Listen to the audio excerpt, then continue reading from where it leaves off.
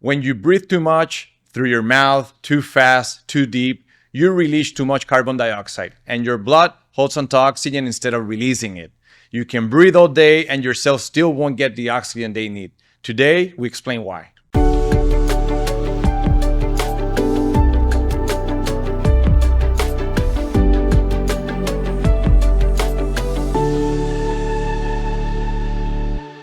Welcome to another episode of the RESPIRA Series. My name is Dr. Carlos Torres, specialist in otolaryngology, sleep medicine, and obesity medicine. And today we are here with Dr. Diego Rutenberg, a functional medicine doctor. And together we're going to talk to you about our RESPIRA program and the key elements that we have put together in order to achieve a better health.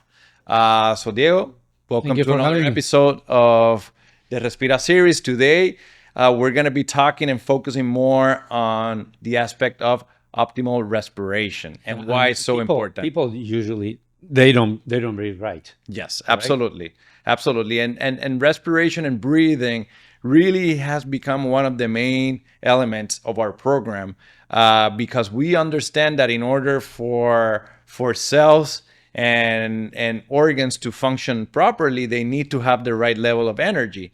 And obviously, you know, that comes from proper nutrition, but also from getting good enough oxygen, okay? And the right amount of oxygen. The interexchange of oxygen and carbon dioxide to promote optimal oxygen delivery and also detoxification. Absolutely. So in my practice, one of the first things that I notice as an otolaryngologist is that people don't know how to breathe. And what is even more surprising to me is that I might do a surgery on somebody to correct any deformity, any anatomical problem, or any inflammatory issue such as sinusitis that might be affecting their nasal breathing. But even though the path is completely cleared, they continue breathing through their mouth. So you don't solve the problem by doing the surgical intervention? Well, it's part of it. You know, that when you're trying to solve the problem, the surgery is an important part, but it doesn't stop. The chronic condition continues. It definitely requires a training. In fact, one thing that is very interesting is that one of the first things that gets affected in people that have poor nasal breathing is the quality of their sleep, okay? When you do surgery on somebody, okay, they might feel, and they have sleep apnea, for example, they might feel that their sleep becomes better, but the number of apnea events doesn't necessarily change after that surgery, even though their nasal breathing is better. And my approach to that has always been that the problem is that they continue breathing through their mouth because they're chronic mouth breathers. And chronic mouth breathing leads to many, many other problems, you know, that affect that exchange of gases in the lungs and that lead to other problems like sleep apnea. That's the idea of our program, you know, to try to intervene at different levels and to actually educate people how to sleep again. Yeah. Now, how to breathe correctly. So in your opinion, carbon dioxide is a problem, or is carbon dioxide important in these physiological processes? I mean, it's very important, but it's a sign that something is wrong. Yeah.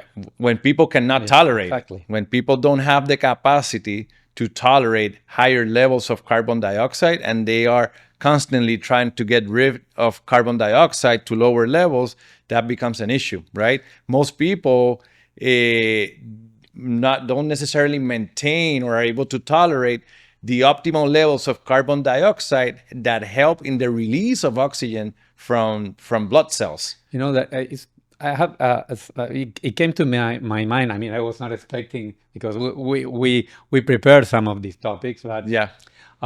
In a yoga tradition, yeah, I'm a yoga teacher and I train in different traditions. There is a yoga tradition that is called Iyengar, and it's very strict. And before you go into what is called pranayama, which is the breathing practice, you have to strengthen the body. And there's a first part that is asana, which is, you know, the yoga poses, and in the yoga tradition, they don't allow you to start working with the breath before you don't strengthen your Absolutely. yeah. What do you see about that, and how from a kind of a natural perspective, what is the intention of that? Well, first of all, most likely, I'm not familiar with that, but I'm guessing that they're forcing you to breathe through your nose Yes, of course. instead of your mouth. 100%. Okay, so there's some resistance that happens when you're breathing through your nose. Okay, when you breathe through your mouth, you lose that resistance that comes from the nose. Now, breathing through your nose is extremely important for several reasons. First of all, in your sinuses, you're producing nitric oxide, which nitric oxide has many important functions in the body. One of them being, for example, in the case of when you're sleeping, when you're breathing through your nose, that nitric oxide helps improve the tone of the muscles that keep the airway open. In addition to that, nitrous oxide is delivered to the lungs and it helps in the exchange of oxygen and carbon dioxide at the level of the lungs. Okay, so it's extremely important to do that. Now, somebody that has lost that capacity, that strength, okay, it's going to be much harder for them to be able to breathe through their nose because that's a resistance that they're going to have to work through. And they just, I wonder what is the level of physical condition of that patient that you intervene and was not able to recover and keep breathing poorly, No, the breathing and the breathing muscles are like any other muscle of the body. When you may go to the gym, for a full year and you're in great shape and very strong, you stop going for 3 months and then you go back and those muscles become weak again. I guess that the idea is that to incorporate as part of our pillars not only the breathing but the physical activity, the nutrition, and all these aspects put together a concept where we're going to promote health as a destination. Absolutely. Absolutely. And, interesting that you mentioned the nutrition part because when I first started with the idea of, the acid-base balance, one of the first things that made sense to me is that if you're eating a diet that is acidic, you're going to compensate for that by breathing more and getting rid of more carbon dioxide.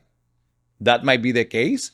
There's not a whole lot of data to support that, but it makes a lot of sense, So there might be a connection also between the type of nutrition that you have and what impact it's having in your body at an acid-base level, and that's how that's driving you to breathe in an abnormal pattern where you have to get rid of more carbon dioxide to compensate.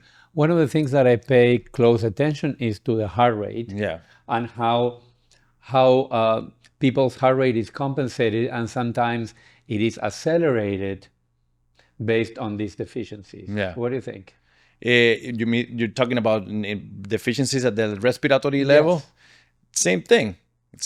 One of the drivers of that heart rate is going to be if there's an abnormal delivery of oxygen. Yes, that's what I tell them. It's like your body is compensating, and your heart is pumping more to compensate the deficiency. You might have a normal oxygen saturation and concentration of oxygen in your blood, but the oxygen might not be released optimally into the cells.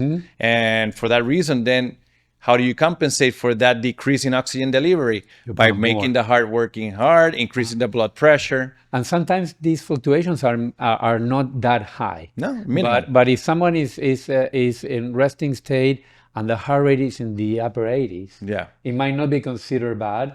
But you ask yourself, why this person is just sitting there and the heart is almost like he or she is walking. Yeah, absolutely. And that might be a breathing issue. Absolutely.